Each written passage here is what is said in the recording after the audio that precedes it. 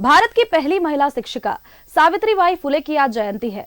शिक्षक होने के साथ ही वे एक नारी मुक्ति आंदोलन की पहली नेता बनी, समाज सुधारक और एक कवयित्री भी थी। आपको बताएं कि बच्चियों को शिक्षित करने के दौरान उन्हें कई बार समाज के ठेकेदारों से पत्थर भी खाना पड़ा। आइए जानते हैं सावित्रीबाई फुले को।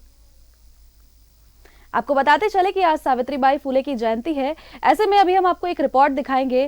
सावित्रीबाई फुले के बारे में अगर आपको बताएं तो ये एक समाज सुधारक भी थी, इसी के साथ ये एक कवयित्री भी थी। अब आपको बताएं कि बच्चियों को शिक्षित करने के दौरान इन्हें कई तरह की प्रताड़ना झेलनी पड़ी। ठेकेदारों से, समाज के जो ठेकेदार थे उनसे इन्हें पत्थर भी खाना पड़ा। कई बार तो ऐसा हुआ कि लोग, ये जब स्कूल जाती थी इस दौरान कई बार इन्हें लोगों से कीचड़ का भी सामना करना पड़ा। लोग इनके ऊपर कीचड़ उछालते थे। अब ऐसे में सावित्रीबाई फुले ने बड़ी ही अच्छे से इन सब चीजों का सामना किया। इन्होंने एक स्कूल भी खोला। सावित्रीबाई फुले के पति ने भी इनका बड़ा ही सहयोग किया। आपको बताया कि 9 साल की उम्र में सावित्रीबाई फुले का, यानी कि बड़े ही छोटे वर्ष में इनकी शादी हो गई थी। अब ऐसे में सावित्रीबाई फुले के लिए ये सारी चीजें करना संभव नहीं था।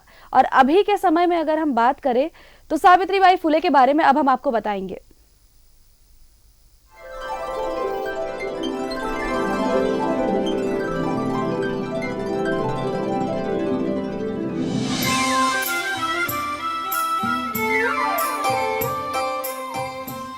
महाराष्ट्र के सतारा जिले में नया गांव में 3 जनवरी 1831 को एक बच्ची का जन्म हुआ।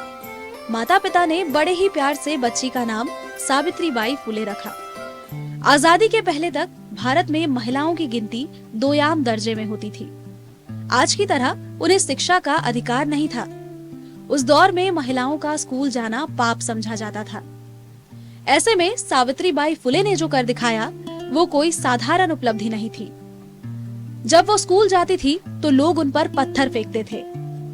इन सब के बावजूद वो अपने लक्ष्य से कभी नहीं भटकी और लड़कियों और महिलाओं को उनकी शिक्षा का हक दिलाया। विद्या हम सब का अधिकार है।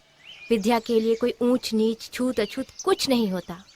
विद्या तो एक पारसमणि है जिसे सिर्फ छूने मात्र से इंसान का जीवन स्वर्ण हो जाता है। सावित्रीबाई का विवाह महज 9 साल की उम्र में हो गया था। शादी के बाद वो अपने पति महात्मा ज्योतिबा फुले के साथ पुणे आ गई थी। पढ़ाई के प्रति उनकी लगन को देखकर उनके पति ने उनकी शिक्षा जारी रखी। अपने पति के साथ मिलकर वर्ष 1848 में उन्होंने बालिकाओं के लिए एक विद्यालय की स्थापना की। इसके बाद 1 वर्ष के भीतर सावित्रीबाई ने 5 अन्य स्कूल खोल दिए।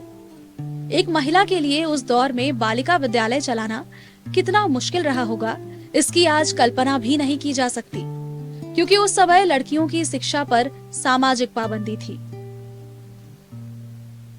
सावित्रीबाई न केवल खुद पढ़ी बल्कि उस दौर में दूसरी लड़कियों को भी पढ़ने के लिए प्रेरित किया। सावित्रीबाई ने विधवा महिलाओं के लिए एक आश्रय भी खोला। यहाँ वैसी महिलाएं, विधवा और बाल बहुएं रहती थी जिनको उनके परिवार वालों ने छोड़ दिया था। सभी सामाजिक मानदंडों को पीछे छोड़ते हुए उन्होंने अपने पति का अंतिम संस्कार किया और उनकी चिता को अग्नि दी। वर्ष 1897 में महाराष्ट्र में प्लेग की बीमारी फैल गई थी। सावित्रीबाई प्रभावित क्षेत्रों में जाकर लोगों की मदद को निकल पड़ी। इस दौरान वो खुद भी प्लेग का शिकार हो गई और 10 मार्च 1897 को उन्होंने अंतिम सांस ली। सोनल रॉय।